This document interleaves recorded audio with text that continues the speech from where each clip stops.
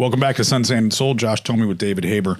David, great conversation with Luis Teran. And, obviously there's unpacking all of that, could take us another day just to digest all of that. But change is coming. And to me, it seems mostly positive. But what's your perspective on this? I mean, you've been in this industry longer than I have. What's your takeaway? What's the meaning here? Well, I think the AI component is really interesting. AI is being used everywhere in our world. From what you buy on Amazon to what you look at on Instagram, TikTok, or Facebook, or I should say X also. It's being used for everything you purchase, everything you look at, what you watch on the web. And why not real estate? I mean, we're behind. I mean, we're behind in real estate. And the things that Luis was talking about are real basic functions of a clerk, of an assistant manager, that are going to give more time to property management to do other parts of the job, like you talked about, like walking the property, talking to the owners. Like you talked about, getting more personal. More face time, understanding what's important to them, which you can't necessarily get from a report. But if you can get the information from a report, or someone can say, I need exterminator here at 2 o'clock on Wednesday. And then on Tuesday you say, oops, I'm not available. I need them to come on whatever day. Or I need someone to fix the plumbing, or I need the painter, or I need access. And you don't have to talk to someone and reschedule 4 times on the phone. You are saving so much time of your property management company to do other jobs that they need to do. So I think there's great potential here to get rid of a lot of the low-level work and let AI work for you. On the prop tech space that involves finance, it's tremendously beneficial to not have to go mail the check. That seems like a no-brainer. I mean, that just seems like let's live in the 21st century. That's the equivalent of going to the. Well, I don't have Apple Pay, and my wife gets upset. Do you remember when you used to have a savings account? You'd have that book. I mean, this is when I was a kid. It was called a passbook, a savings passbook. No more do people use that anymore instead of an app on their phone to look at their bank balance and to say, real estate has been slow adopters. But I'm interested in your perspective, and I think everyone would probably agree with what you're saying, because I can't imagine a justification otherwise. From a legal perspective, what are your concerns? Obviously, we know where the viabilities are. We know where the efficiencies would exist. But I got to imagine from a legal perspective, there has to be some degree of concern of saying, when you're delegating some of this into automation, what would we be missing that could be problematic? Because we know what a political industry this is as well. Yeah, I think that you have to be very careful when you are analyzing people in the tenant evaluation type space, whether it's owners or tenants, that the boards they're getting more and more and more information. So now the question becomes, how are you using that information? How are you interpreting the data? And that's where you have to be careful legally because of the different laws on fair housing and regarding what your condo docs say about how far into someone's finances you can get, or how far into their lifestyle you can get. Right. That's really an interesting thing. Lifestyle.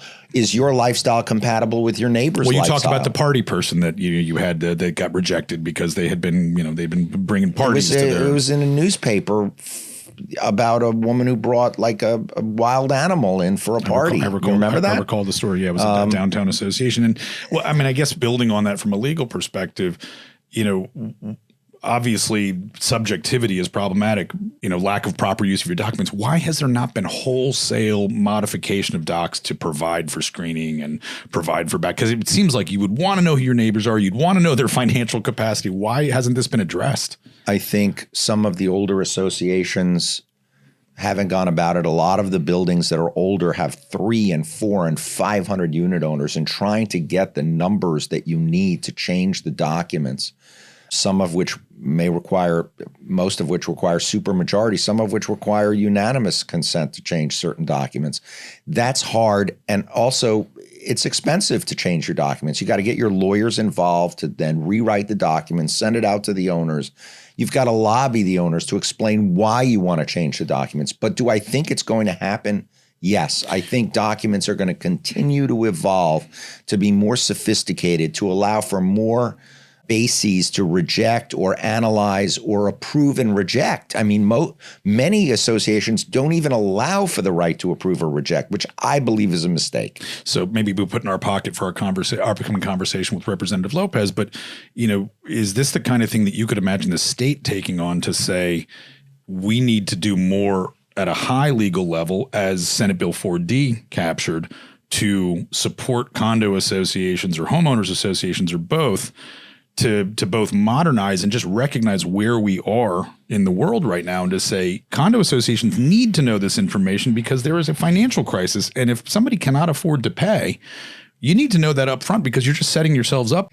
I don't see the state legislature getting into that minutia and that detail for multiple reasons, one of which is the condo constitution is your declaration, and they're not going to tell you what to put in your declaration. They're going to tell you about certain things with respect to the buildings and the structure and the health of the physical health of a building. But doesn't one lead into the other? I mean, haven't we talked about the fact that it's the financial wherewithal that potentially caused this structural crisis, if we say? And to say, had those reserves been funded, I'm not saying specifically to Champlain Towers, but just in general, had those reserves all been properly funded as intended by 718, though ultimately waived through various document iterations and the loopholes in the statute itself, that we would not necessarily be facing the financial and quote unquote structural crisis we're facing right now. If they could have afforded to maintain it and had done it properly, it wouldn't have been an issue. And where does that start from? The financial capacity to do so.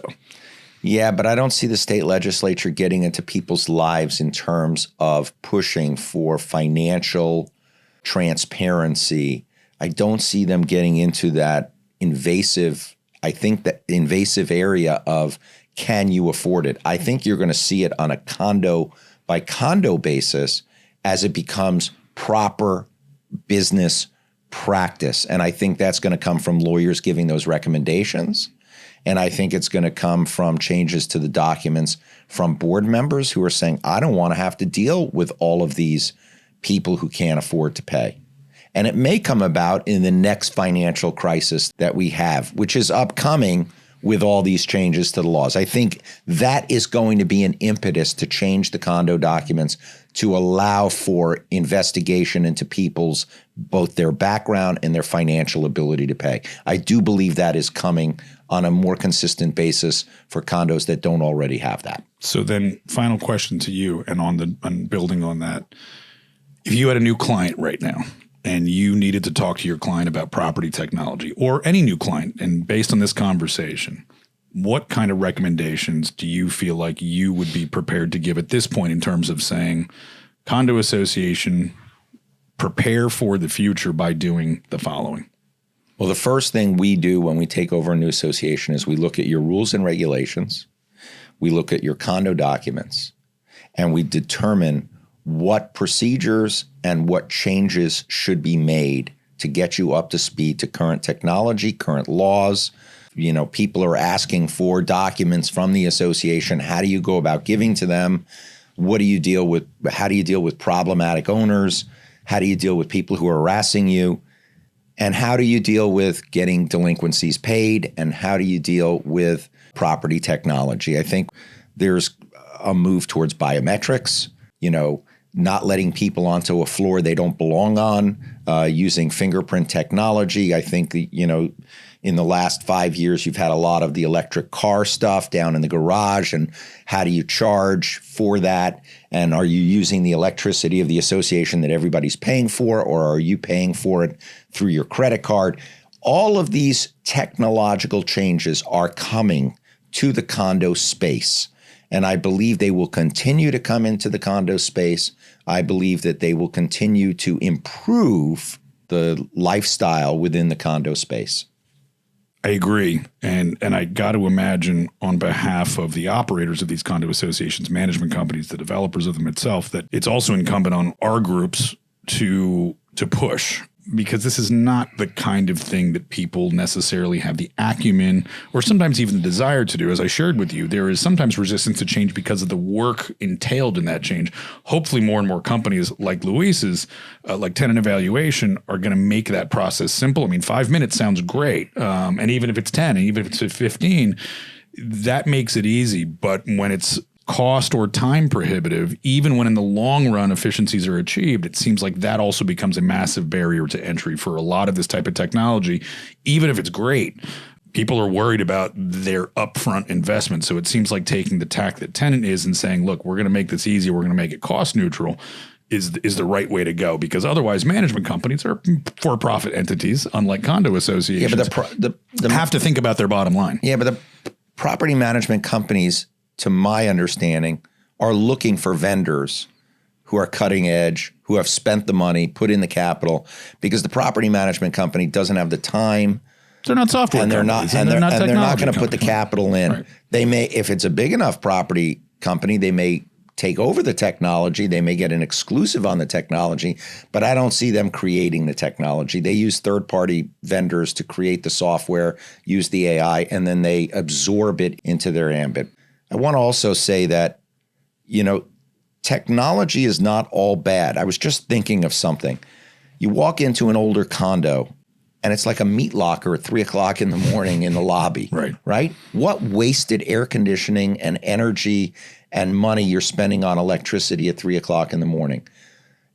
There is proper use of technology to save money, and people need to embrace it, because the other costs, the cost of water, the cost of chemicals for the pool, the cost of those incremental costs are massive. Massive. So the more technology that you are using, whether it's hurricane-proof windows, whether it's technology and software for the temperature, whether it's calling down for the car so you don't have to pick, using a software program to say, I need my car, instead of calling down and the guy has to answer the phone. Until all the cars can drive themselves to the driveway. Right. Which some already can, but yes. Well, a company just came in and said that they're going to start self-driving cars really as not just as a demo, but they're going to start doing it now in Miami. And I see that as the way of the future. People aren't going to drive anymore. Right.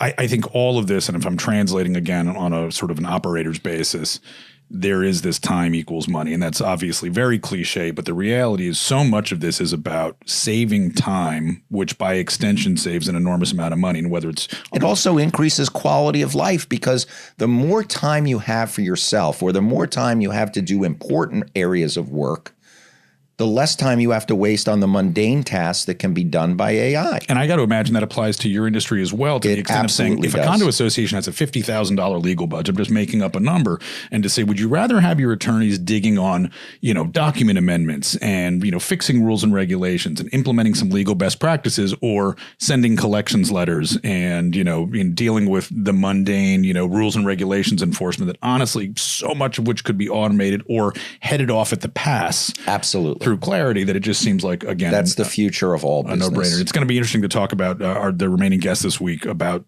some of this property technology and the way that they're seeing it unfold.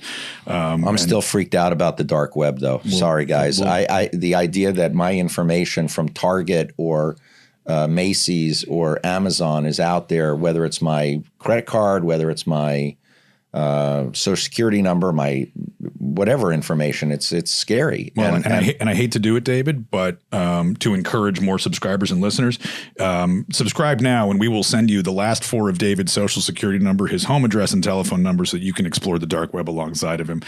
David, it's been a great conversation with Luis Teran. Always. We're back again in our next episode with the president of a Ernesto Cuesto, and from the Brickell's Homeowners Association, which I think is going to be a very interesting conversation, especially given what's in the headlines. In the meantime, please catch up with us and all of our doings on social media, Instagram, Facebook, X, and the like, as well as our streaming service. Our streaming services, YouTube, Apple, and Spotify. Josh Tomey with David Haber. This is Sun, Sand, and Sold. We'll see you again soon.